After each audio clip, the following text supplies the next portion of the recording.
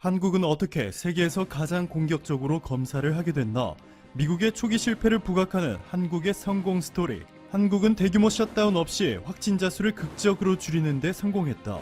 한국의 광범위한 검사 능력은 미국이 본받아야 한다.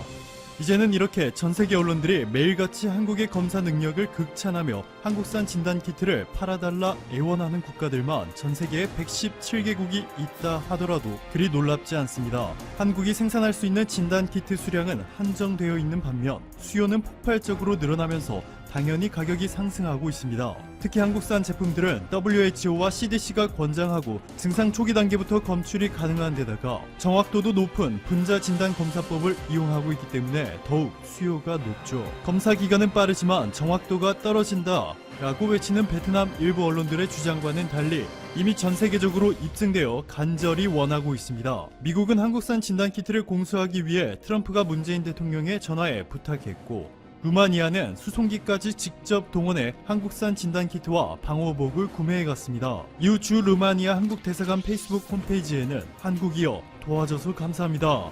한국은 루마니아인들의 생명을 구할 것 등 감사의 인사들로 도배가 되었습니다. 심지어는 베트남도 한국의 진단키트 수요를 계속해서 늘려나가고 있습니다. 베트남의 보건부에 따르면 베트남 하노이에 있는 백마이 병원 관계자들과 자가 격리 중에 수만 명의 베트남 시민들을 검사하기 위해 한국산 진단키트를 20만 개 수입할 예정이라 전해졌습니다. 한국 외에 진단키트를 대량으로 생산할 수 있는 국가라고 해봐야 중국인데, 최근 필리핀 보건부는 중국이 보내온 진단키트 중에서 일부 제품의 정확도가 40%에 그친다며 사용하지 않기로 결정했다 밝혔고, 스페인도 중국의 선전 바이오 이지 바이오테크놀로지라는 회사로부터 진단키트를 수입했는데 확인해보니 정확도가 30%도 안 됐다며 충격을 감추지 못했습니다. 상황이 이렇다 보니 신뢰와 우수한 품질로 무장한 한국산 진단키트를 얻기 위한 글로벌 열기가 더욱더 뜨거워지고 있는 상황인데요. 한국을 시기한 한 국가가 한국산 진단키트를 노리고 해킹을 시도했다는 충격적인 소식이 전해졌습니다. 정부 관계자가 뉴스원과 만나 밝힌 바에 따르면 최근 한국의 일부 진단키트 제조업체에 대한 해외의 해킹 시도가 포착됐다면서 한국산 진단키트 기술 해킹이 목적인 것으로 추정된다고 전했습니다. 해킹 조직은 거래업체로 위장해 한국 업체에 미리 해킹한 무역업체 이메일로 계좌번호가 바뀌었다, 이 임시 계좌로 송금해라 라는 방식으로 돈과 기술까지 빼가려 했습니다. 이 한국 정부는 국정원이 참여하는 태스크포스를 구성해 향후 있을 추가 해킹 시도를 막고 한국의 진단키트 기술과 관련 기업들을 보호할 것이라 알려졌습니다. 이번 해킹 조직이 어느 국가인지 아직 밝혀지지 않고 있지만 한국의 중소기업 보안 시스템을 뚫는데 결국 실패했다는 점과 해킹을 시도한 동기, 최근 해킹 시도 사례 등을 종합적으로 고려해보았을 때 의심 가는 국가는 상당히 압축되고 있습니다. 블룸버그의 보도에 따르면 얼마 전 베트남에 기반을 둔 APT32라는 해킹 조직이 한국의 현대차를 해킹 시도한 것으로 전해졌습니다. 이들은 현대차의 가짜 도메인을 만들어 피싱을 유도하였는데요. 오바마 시절 미국 국방부 차관보였던 에릭 로젠바흐는 베트남 해커들은 중국의 해킹 능력을 그동안 지켜봐 왔다 라며 베트남 해커들은 지식재산권 도용과 경제적 이득을 챙기기 위해 이러한 능력을 증축하려 했을 수 있다 주장했습니다. 더욱 충격적인 점은 섹터 F51을 포함한 베트남 해커 조직들은 베트남 국가 차원의 지원을 받고 있는 것으로 드러났다는 것이죠. NSHC의 레드 얼러트가 공개한 보고서에 따르면 베트남 해커 집단 섹터 F51은 베트남 정부의 지원을 받은 것으로 추정되고, 주변국들의 정부기관과 연구기관 등을 타겟으로 사이버 첩보 활동을 수행한 것으로 전해졌습니다. 애덤 마이어스 크라우드 스트라이크 부사장은 베트남의 해커를 미니 차이나 스토리라 불렀는데요. 베트남 해커들이 글로벌 기업들의 기술을 빼돌리는 중국 해커들을 보고 배웠다는 것입니다. 메일 계정을 해킹한 후에 원격 조작형 멀웨어에 감염시키는 방법은 중국의 틱이라는 해킹 조직이 자주 쓰는 방식이죠.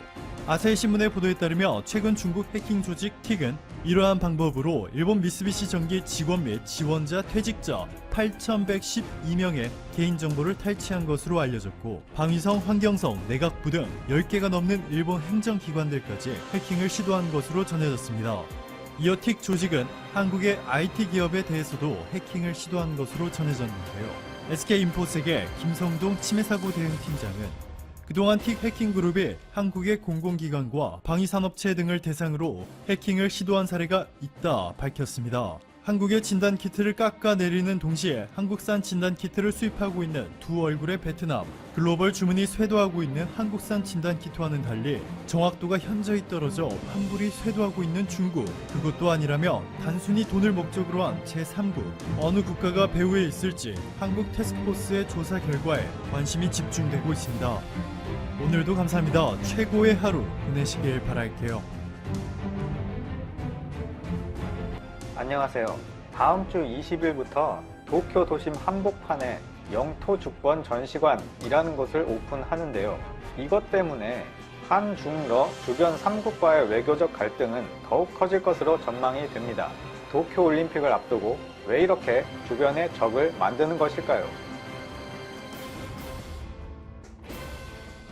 한국, 중국, 러시아와 영토 영유권을 놓고 대립하는 내용을 다루는데, 한국과는 다들 아시다시피 독도 관련이고 중국과는 센카쿠 열도, 중국명으로는 다오이다오라고 하네요.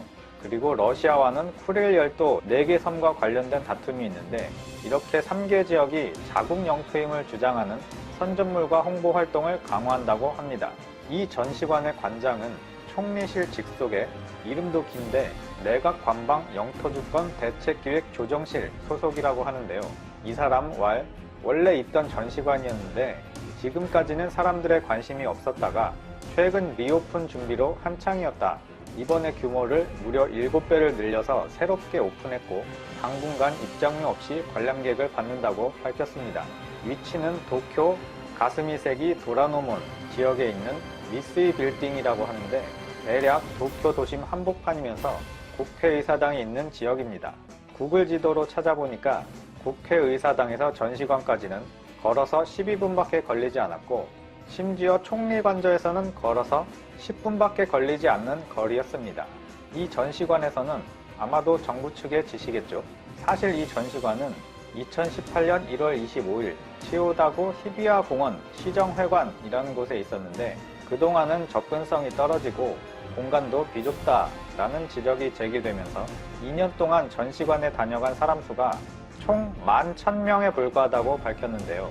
이것을 최근 내각관방 영토주권 대책기획조정실에서 그 보고를 받고 화가 난 것인지 전시관 운영을 중단하고 리뉴얼 및 이전 작업에 착수하라 라는 지시를 했다고 합니다. 그래서 2년 만에 아까 말씀드렸듯이 이번에 국회의사당과 총리관저 인근으로 옮겨서 리오픈을 하는데요. 전철역 도라노몬역에서 걸어서 1분도 안 걸리는 노른자 땅을 지정해 둔 것은 얼마나 중요하게 생각하고 있는가를 알 수가 있습니다. 아마도 앞으로는 일반인들이 얼마나 많이 갈지는 모르겠지만 정치인들이나 공무원들한테 의무적으로 좀 가라 하면서 많이 보낼 것 같다는 생각이 듭니다. 그렇게 야심차게 만들었다고 하는데 그 작정한 야심이 여러 방면에서 나타나는 게 기존 전시관이 반지하에 있었던 것에서 벗어나 이제는 지상으로 나와서 심지어 1층, 2층을 모두 쓴다고 하고요. 총 면적은 7배가 넓어졌다고 합니다. 그리고 이전 전시관 운영은 토요일, 일요일은 쉬고 평일만 운영을 했었는데 이제는 토요일과 일요일 모두 운영한다고 합니다. 참고로 이번 말고 그 전에 개관했던 날이 2018년 1월 25일인데 그 오픈 당일에 중국, 러시아와는 다르게 한국 정부는 즉각 항의 성명을 발표하고 즉시 폐쇄하라는 요구를 했었습니다. 물론 일본 측에서는 따르지 않고 강행을 했었죠. 현재 새 전시관은 관람객들이 내용 이해를 쉽게 할 수 있게 그림이나 서적 자료 외에 전시 패널과 동영상 자료, 디오라마라고 하는 투시와 그리고 곡을 쓰고 보는 증강현실, AR이죠. 다양한 방식으로 내용을 전달하는 데 중점을 뒀다고 합니다. 한편 국내 한 언론에서는 이런 걸 보고 우리는 뭐 하는 거냐? 우리도 가만히 있어서는 안 된다. 한국도 대응을 해야 하지 않겠냐? 라고 비판 의견을 냈는데요. 교육부와 동부가 역사재단에 따르면 서울 지하철 5호선 광화문역 지하 전시공간에 광화랑이라고 있는데 다음 달부터는 독도 상설 전시장이라는 이름으로 바꿔서 문을 연다고 합니다. 이 전시장은 서울시로부터 2022년 9월까지 전시공간을 무상으로 사용하는 것을 허가받아서 광화문을 찾는 국내는 물론 외국인 관광객들에게까지 독도를 알린다고 하는데요. 하지만 하나 문제가 생긴 게 2020년도 예산안 편성에 새로 생길 독도 상설 전시장과 관련된 예산이 배정이 안 됐다고 합니다. 올해는 아마 운영에 어려움이 있을 것으로 예상되는데 교육부와 동북아 역사재단에서는 자기들의 예산을 쪼개서 이 전시장을 지원하겠다라고 밝혔습니다. 마지막으로 커뮤니티 반응을 알아보는데 생각보다 중국과 러시아에서는 이 사안에 크게 반응을 아직까지는 안 하고 있고요. 그래서 일본과 한국 반응을 몇 개씩만 뽑아봤는데요. 먼저 일측 반응은 올해는 꼭 국제사법재판소까지 가야 한다. 혹은 헤이그에서 거짓말을 매듭 짓고 싶다. 같은 의견들로 전체적으로 국제사법재판소에 가자라는 의견이 많은 것 같았고, 중국에서 4월에 시 주석이 방문을 하는데 과연 뭐라고 할까? 앞으로도 인접한 국가와의 영토 문제는 끊이지 않을 것 같다. 벌써 독도, 센카쿠 혈토, 북방 영토 3개나 있다 등이 있었고요. 한국 쪽 반응으로는 울릉도의 공항 언제 완성되냐?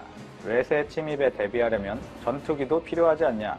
다음에 G20을 개최하고 독도에서 회담을 하면 전 세계의 소유권을 알리는 계기가 될 것이다. 올림픽만 해도 민폐를 많이 끼치는데 안 해도 될 걸 해서 분쟁을 유발하는 이유는 뭐냐? 상대가 영토 주장을 하기 위해 7배를 넓혔다면 우리는 그 10배 크기로 짓자. 우리도 독도뿐만이 아니라 대마도도 우리 땅임을 널리 알리자 등등이 있었습니다.